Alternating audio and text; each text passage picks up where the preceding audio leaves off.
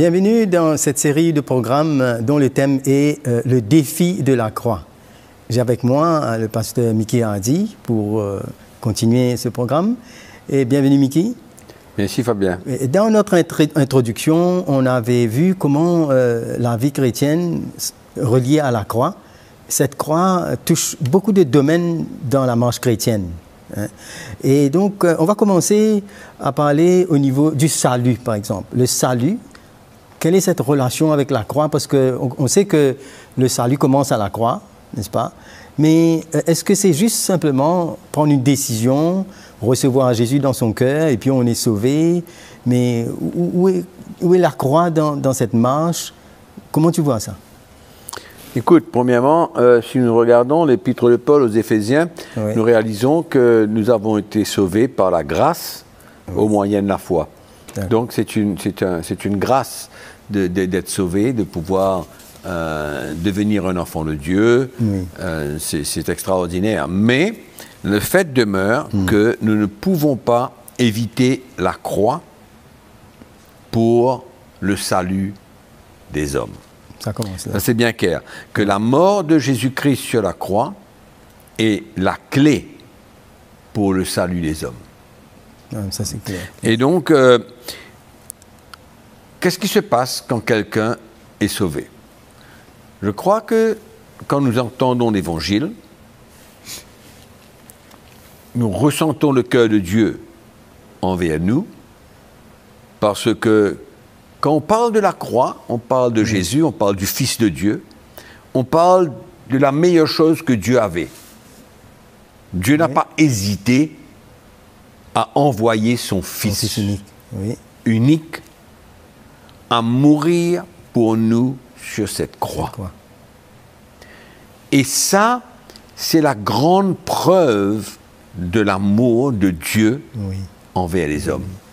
La Bible me dit que lorsque nous étions encore pécheurs, Christ est mort pour nous. Tu réalises un peu l'amour de Dieu pour sauver l'homme de ses péchés et pour lui donner le salut, la vie éternelle. Nous étions tous morts dans nos péchés. Une mort spirituelle. Aveuglés, ignorants. Une mort spirituelle, séparée de Dieu. Ténèbres, Et Dieu a voulu réconcilier le monde avec lui en envoyant Jésus-Christ mourir sur cette croix. Et donc, cet amour de Dieu, c'est la preuve. Allons dire, c'est la manifestation de la croix de Jésus. Quand il est venu, il a manifesté l'amour de Dieu. Et c'est ça qui touche le cœur de l'homme.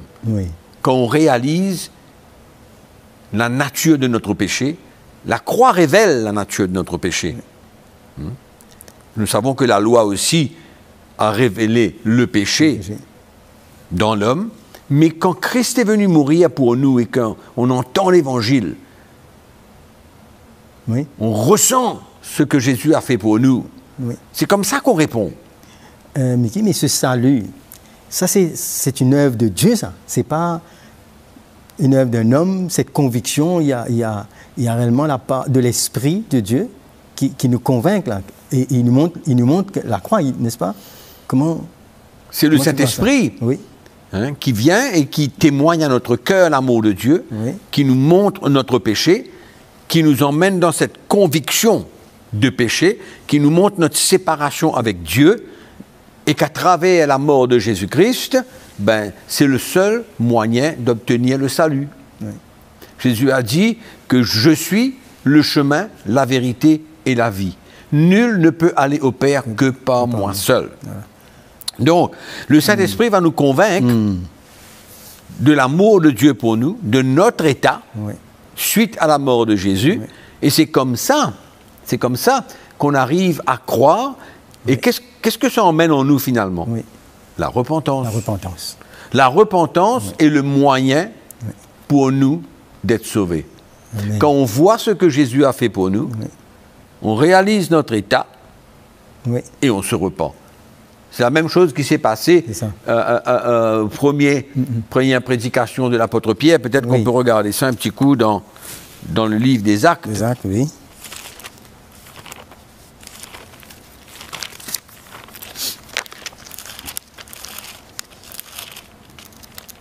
Actes chapitre 2. Verset 37 nous dit, après avoir entendu ce discours, ils eurent le cœur vivement touché. Vivement touché. Et qu'est-ce que Pierre prêchait?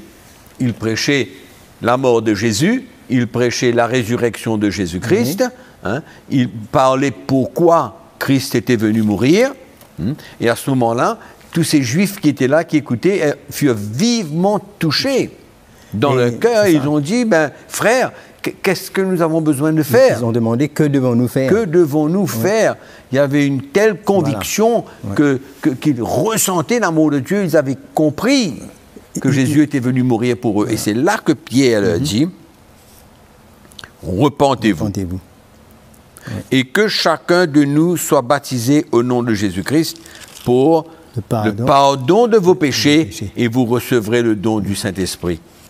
Fabien, c'est dommage aujourd'hui de voir qu'il y a beaucoup de gens qui sont à l'église, qui sont venus parce qu'ils ont entendu parler de ce qu'ils peuvent avoir à l'église. Et on leur a demandé de faire une prière. Mais il n'y a pas de conviction, il n'y a pas de repentance. Il n'y a pas eu l'horreur de leur péché pour se repentir. Il n'y a pas eu. Et c'est ça le problème d'aujourd'hui, qu'il y a beaucoup de gens qui sont même dans l'église et qui ne sont pas convertis. Parce qu'ils sont venus pour chercher quelque chose avec Dieu, que ce soit une guérison, c'est la bénédiction. Que ce soit une bénédiction, que ce soit un travail, que ce soit un garçon ou une fille pour se marier. C'est comme si qu'ils venaient à la boutique. La boutique pour acheter quelque chose avec Dieu. Encore au minimum, on peut dire, ben, reçois Jésus comme ton sauveur, et puis... Voilà, et on fait une prière pour lui, il n'y a pas une conviction, il n'y a pas un brisement, il n'y a pas une vraie repentance dans son cœur. De sa vie. Il part, et maintenant on a prié pour lui, et il n'y a pas eu cette conversion, il n'y a pas eu cette repentance. Et nous voyons ici que l'apôtre Pierre est en train de vouloir dire que la repentance est la clé, de leur salut. Mais regarde, tu dis vivement touché. Ça veut dire que le cœur, même au fond, était vraiment bouleversé. Et ils ont réalisé la nature de leur péché et qu'ils avaient besoin du pardon et du sauveur. Exactement. D'être sauvés, le besoin. C'est ça que l'Esprit de Dieu les a emmenés à... Parce que moi, je crois que le salut, la nouvelle naissance, c'est un miracle extraordinaire de Dieu. Amen. Et je ne crois pas que quelqu'un qui est vraiment converti à Jésus-Christ peut oublier l'expérience de son salut, de la révélation de ce que Jésus a accompli pour lui à la croix, du don de sa vie. Moi, je me souviens, Fabien, tu dois te souvenir toi-même le jour de ton salut. Je réalise ça. Qu'est-ce qui s'est passé dans ta vie? Comment notre vie a été bouleversée. Moi, je me souviens ce jour-là, j'ai pleuré comme un enfant. De même.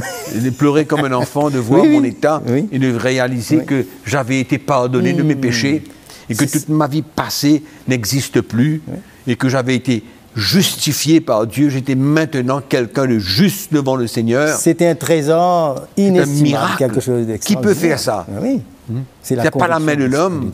C'est l'intervention du Saint-Esprit dans le cœur de l'homme, une régénération pour obtenir le salut et la vie éternelle. Exactement. Et c'est le plus grand miracle qu'une personne peut recevoir de la part de Dieu. Exactement. Et le Saint-Esprit, après nous avoir convaincus de nos péchés et nous tourner vers la croix, on a reçu ce témoignage que maintenant, nous sommes un enfant de Dieu, on est pardonné. C'est une grande joie. Exactement.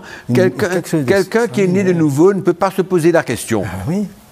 Est-ce que je suis sauvé? Quelqu'un qui est né de nouveau, il sait qu'il est sauvé. Parce que c'est une expérience mémorable, inoubliable. La nouvelle naissance. Le pardon de nos péchés. C'est extraordinaire. Mais c'est malheureux qu'aujourd'hui, on voit dans les églises, dans beaucoup d'églises, des gens qui viennent et puis à un moment donné, ils partent, ils n'arrivent pas à se prendre racine. Pourquoi? Parce qu'il n'y a pas eu cette vraie conversion. Il n'y a pas eu cette vraie conversion. C'est comme Jésus a dit à Nicodème, si quelqu'un ne naît de nouveau, il ne peut voir le royaume de Dieu. C'est une nouvelle naissance par la croix, par ce que Jésus-Christ a accompli à la croix. Oui. Et là, on aime Jésus, on réalise comment Jésus a payé le prix pour nous, comment il nous a donné la paix, il nous a réconciliés. Et vraiment, c'est une autre qualité de vie, une autre la nouvelle naissance est une dimension spirituelle qu'on ne peut pas expliquer parce que c'est Dieu seul qui change le cœur de l'homme. Donc, Mickey, on peut dire que la repentance et la foi, c'est la clé. La clé. Non, pour notre salut. La clé pour notre salut. Et cette repentance, comment est-ce qu'elle vient? Tu vois, si on tourne un petit coup dans Isaïe chapitre 53, peut-être qu'on peut voir là-dedans comment Dieu a sacrifié son Fils. Et le prophète nous donne une description de la mort de Jésus. Pas simplement, allons dire, qu'il a été meurtri. Oui, physique et tout. C'est pas simplement cette mort physique, mais allons lire un petit coup dans le verset 5. Isaïe 53. Isaïe 53. Oui. Il dit, mais il était blessé pour nos péchés, brisé pour nos iniquités. Le châtiment qui nous donne la paix est tombé sur lui. Et c'est par ces meurtrissures que nous sommes guéris. Et le verset 6 nous dit, et l'Éternel a fait retomber sur lui l'iniquité de nous tous.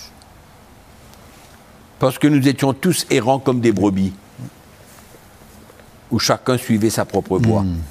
Mais Dieu le Père a fait retomber sur Jésus-Christ l'iniquité de nous tous. C'est extraordinaire, le plan de Dieu. Ça,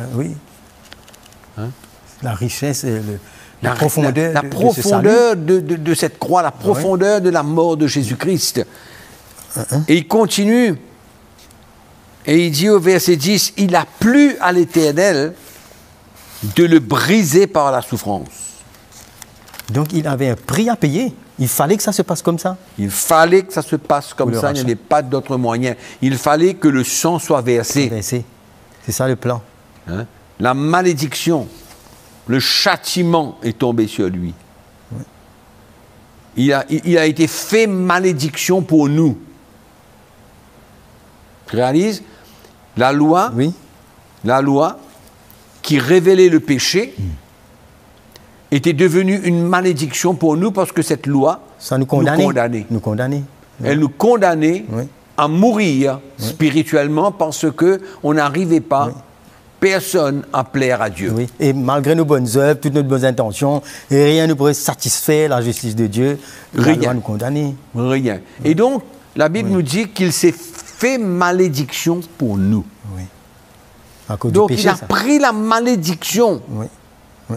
La condamnation que reposait sur nous tous. Cette malédiction, c'est à cause de cette nature du péché depuis Adam qui est tombé sur... c'est ça. Et il s'est fait malédiction pour nous. C'est pourquoi Paul dit Christ nous a racheté de la malédiction de la loi. Extraordinaire ça. Ce que Dieu a préparé, a voulu, en se servant de son Fils. Afin que nous puissions nous réconcilier avec lui, afin que tous ceux qui croient en lui et qui se repentent puissent obtenir le salut et la vie éternelle. Donc la croix est incontournable. C'est la croix de Jésus, le message de la croix de Jésus, comme Paul dit. Il dit que je ne suis pas, je n'ai pas honte de la croix de Jésus-Christ, car c'est le salut. Finalement, quand Jésus il vient malédiction pour nous, il enlève cette nature du péché et il nous donne la nature de Dieu. Exact, absolument. Et là, non seulement ça, il nous enlève la conséquence aussi du péché. Exact. Tu sais, quand tu n'as pas la révélation de ce que Christ a accompli à la croix, de sa vie donnée, même que beaucoup de gens savent que Dieu existe, il existe. On voit autour de nous les montagnes, le ciel, la terre, les étoiles et tout ce qu'il y a autour de nous. Dieu existe. Et combien de gens ne croient pas en l'amour de Dieu parce qu'ils ont subi des malédictions, ils ont subi des drames. Moi, je connais quelqu'un, beaucoup de gens, qui, bien parce que leur fils ou leur enfant est mort, ils en veulent à Dieu. Oui, mais qu'est-ce que je veux dire? C'est que quand Dieu a donné son Fils et que Christ est mort, c'est à ce moment-là qu'on peut comprendre l'amour de Dieu. Il a tout donné. Ça dépasse notre compréhension. L'amour de Dieu. C'est pourquoi quand la révélation de la croix vient dans notre cœur, et tout ce qu'on vient de lire dans Isaïe 53, que Dieu a permis, le chemin que Jésus a pris, et que toute malédiction est tombée sur lui. Même l'homme qui a perdu, qui a eu des problèmes dans le passé, quand il ressent l'amour de Dieu, c'est ça la preuve de l'amour de Dieu. Oui. Au fait, Jésus.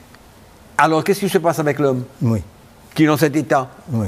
Ben, il se repent. Il se repent.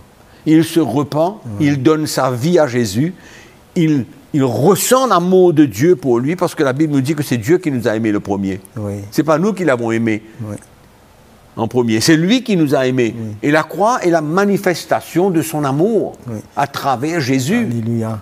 Donc, il n'y a pas de salut en dehors de la croix. Et c'est ça que le Saint-Esprit nous révèle, ça, cet amour. Il nous révèle le prix que Jésus a payé. Il nous révèle Jésus. Ce que nous n'avons pas pu voir avant. Mais lors du salut, le Seigneur nous fait la grâce. C'est un don, ça. Il nous accorde le don de nous repentir et de le connaître. C'est une conviction que le Saint-Esprit emmène dans notre cœur. Et qui nous emmène à nous repentir. À nous repentir. À briser notre cœur devant le Seigneur. Quand on voit ce qu'il a fait. Et à de voir notre état. Notre état spirituel, mort, séparé de Dieu, loin de Dieu. C'est ça. Et par contre, combien de gens aujourd'hui croient qu'ils sont les enfants de Dieu? Tout le monde est enfant de Dieu. Mais la Bible nous dit que pour devenir un enfant de Dieu, comme tu as dit tout à l'heure, il faut que le Saint-Esprit nous témoigne que nous sommes un enfant de Dieu. Et il va nous témoigner cela quand nous avons passé par la nouvelle naissance, quand nous avons passé par la repentance. À ce moment-là, en ayant la vie éternelle en nous, le Saint-Esprit alors nous témoigne que nous sommes des enfants de Dieu. C'est comme Jean. Jean nous parle dans son premier chapitre. Il nous dit... Mais à vous, à tous ceux qui l'ont reçu, à ceux qui croient en son nom, elle a donné le pouvoir de devenir enfants de Dieu, lesquels sont nés, non du sang, ni de la volonté de la chair, ni de la volonté de l'homme, mais de Dieu. Donc c'est une nouvelle naissance dans la lumière de la croix qui révèle la grandeur de l'amour de Dieu pour les hommes. Un est mort pour tous. Pour tous. Afin que tous ceux qui croient peuvent être sauvés. Et là, la question du péché est réglée sur cette croix. Réglée. Absolument réglée. Il n'y a plus de condamnation maintenant. Il n'y a plus de condamnation parce que notre repentance a tout effacé. Notre passé n'existe plus. Ce qui veut dire que maintenant, quand on comprend la croix, le prix que Jésus a payé, mais maintenant, ça emmène un changement de vie, un autre style. On ne peut plus vivre dans le péché, on ne peut plus vivre selon cette ancienne nature maintenant. Notre ancienne nature, la chair de l'homme va le pousser au péché. Mais dans le cœur de l'homme, il y a une conviction. Le chrétien a une conviction que sa marche avec Dieu est une marche de sainteté. Et maintenant, il a besoin de prendre sa croix, lui aussi, dans ces moments-là. Tu vois. Mais il ne faut pas oublier, qu'il n'y a pas de salut en dehors de la croix. Bien que nous savons que Dieu peut se révéler à n'importe qui, dans sa chambre, lui parler directement, et de le faire ressentir qu'il l'aime, et par un moyen quelconque, l'emmener cette personne au salut. Tu vois. Donc, mais la croix est le chemin. Le plan de Dieu, ça. Le plan de Dieu. La croix est le chemin de Dieu pour le salut des hommes. En général, c'est ce que nous voyons. Mais Dieu, dans sa souveraineté, il est capable de sauver quelqu'un de n'importe quelle manière, il est capable de sauver quelqu'un. Mais allons dire que la croix de Jésus est le chemin pour la vie éternelle et pour le salut des hommes. Je voulais dire aussi comment, mais cette croix, c'est là où la justice de Dieu peut être satisfaite, parce que Dieu ne tolère pas le péché et il punit le péché. Le péché, le salaire du péché, c'est la mort. C'est la mort, oui. Mais la justice de Dieu est satisfaite sur cette croix en Jésus. Oui, bien sûr. C'est là. Absolument. C'était le seul moyen. Il n'y avait pas d'autre moyen. Nous avons été réconciliés avec Dieu. Nous avons la paix avec Dieu maintenant. Pourquoi? Parce que nos péchés ont été pardonnés. Oui. Parce que dans la repentance, il y a le pardon. Voilà. Oui. Quand tu te repens, quand je me repens de mes péchés et que je vois ce que Jésus a accompli pour moi, la repentance emmène le pardon de Dieu pour tout ce que j'ai pu accomplir dans le passé. Exactement. Donc finalement, mes péchés n'existent plus. Oui. C'est comme si que je n'avais jamais péché. C'est ça la justification. Amen. Parce que nous sommes devenus justes. Je crois que 2 Corinthiens chapitre 5 nous parle de ça. Oui.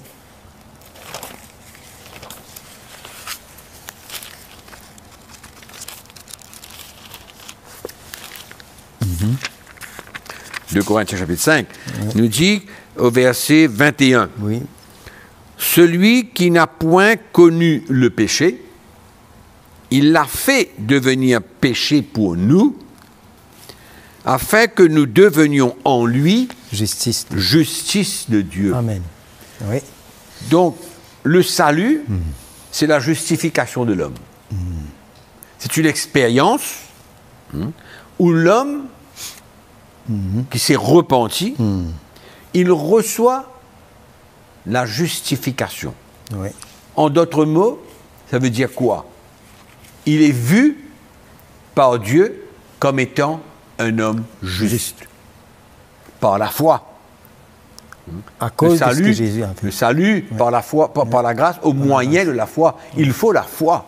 Et cette foi, quand la croix est révélée, et on voit le cadeau de Dieu à travers Jésus pour nous, Dieu encore fait un pas de plus dans notre vie et il nous donne la foi pour croire. C'est lui qui Et c'est cette foi qui nous justifie. Amen. Qui nous emmène à obtenir la justification. Parce que le sacrifice de la croix, c'est un sacrifice parfait. Dieu n'attend que nous acceptions cela. Oui. C'est ça. Nous l'acceptons et nous recevons le pardon de nos péchés. Et donc, c'est ça le salut. C'est pourquoi on ne peut pas oublier ça. Le poids que reposait sur nous, le poids de nos péchés, le fardeau de nos péchés, la condamnation de notre péché, qui reposait sur nous. Et quand on obtient le salut et le pardon de nos péchés à travers la repentance et la foi en Jésus-Christ, ben, on ne peut pas oublier. Amen. On ne peut pas oublier. C'est pourquoi si on demande à un chrétien aujourd'hui, donne-moi un témoignage de ton salut. Il ne peut pas dire, ah ben, tu sais, ben, je ne sais pas trop, oui, ben, je ne sais pas comment ça s'est passé. Non. Non. Il y a un moment dans notre vie où on a eu à donner notre vie à Christ, accepter de le suivre et lui donner notre vie et se repentir de notre péché et croire en lui, le Fils de Dieu. Amen. Il y a un point que je voulais juste soulever, c'est que la croix, le salut, ça nous emmène une coupure avec notre passé. Toute condamnation et notre passé, c'est important. Beaucoup de chrétiens, des fois, comme si on a tendance à remuer le péché pour aller essayer de voir. Il y a certaines doctrines, certaines choses qui nous emmènent à essayer d'aller dans le passé pour voir qu'est-ce qui s'est passé. Mais on voit que la croix nous sépare totalement de notre passé. Absolument. Il y a une justification complète. La justification est justification. Elle n'est pas à moitié, elle n'est pas au quart, ni aux trois quarts. Exactement. Nous sommes justifiés, rendus justes devant Dieu, comme si que nous n'avions jamais péché. Mais comment est-ce qu'on peut retourner en arrière quand le fait que la justification veut simplement dire que le péché n'existe plus pour nous, notre passé n'existe plus, et Dieu nous regarde comme ça. Amen. Juste devant lui. Amen. En d'autres mots, il n'y a plus rien qui nous sépare de Dieu aujourd'hui. Tout ce que nous avons fait. Nous sommes devenus des enfants de Dieu. Oui. Nous avons dit tout à l'heure que le Saint-Esprit témoigne à notre cœur que nous sommes des enfants de Dieu. Alléluia. On ne peut pas ajouter. Ce salut est complet. Oui. Hein? Et donc, il n'y a rien qu'on puisse faire pour ajouter à cela dans le passé. C'est fini. Hein? Et en même temps, il y a un peu que je voulais ajouter dedans, c'est que maintenant, concernant, il parle que nous sommes délivrés, nous sommes assis avec Jésus-Christ maintenant, nous sommes délivrés de la puissance du ténèbre, n'est-ce pas? Comment tu vois ça? Ce côté où les chrétiens, des fois, cherchent à essayer de retourner dans le passé, mais dans ce salut, on devient libre, non? Oui, on ne peut pas. Hein? Le salut est complet. Oui. D'accord? Il est complet, dans le sens où, on va aller un petit peu plus devant, dans le sens où nous sommes pardonnés de nos péchés, de tout ce que nous avons vécu, jusqu'au moment où je suis sauvé, et Dieu nous assure aussi le pardon de nos péchés futurs. Amen. La Bible nous dit dans 1 Jean, il nous parle que le sang de Jésus nous lave et nous purifie de tout péché. Parce que le chrétien, ça ne veut pas dire qu'il est parfait parce qu'il a été sauvé. Il va tomber, il va chuter, il va faillir par des actions, des pensées, des paroles, des agissements. D'accord? Mais quand il vient encore à la repentance, qu'est-ce qui se passe? Dieu nous pardonne encore. Tu vois? Donc, c'est pourquoi le salut, ça englobe notre vie entière. Mais c'est le début d'une marche chrétienne. D'accord. Le début d'une marche chrétienne. Mais c'est merveilleux. Le salut, c'est exceptionnel. C'est le plus grand miracle que Dieu puisse faire dans la vie de quelqu'un. De le retirer de sous le pouvoir des ténèbres et du diable et de le transporter dans son royaume. Il y a un transfert. Il n'y a pas de demi-mesure. Il n'y a pas.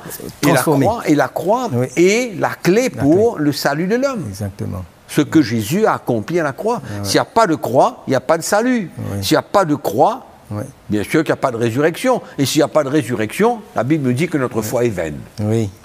Donc, il ne faut pas essayer d'aller plus profondément que ça. Parce que c'est aussi simple de comprendre cette chose-là. Donc le salut, c'est quelque chose d'extraordinaire. C'est pourquoi on doit remercier le Seigneur tous les jours pour le salut qu'il nous a donné. Amen. Mickey, vraiment, ça réjouit notre cœur et c'est un défi réellement. Hein? Comme on dit, le défi de la croix, de revenir sur tous ces aspects de la vie chrétienne qui nous relient à cette croix. Et on va bien sûr continuer dans notre prochaine émission à parler de tous ces domaines de notre vie chrétienne. Merci Mickey.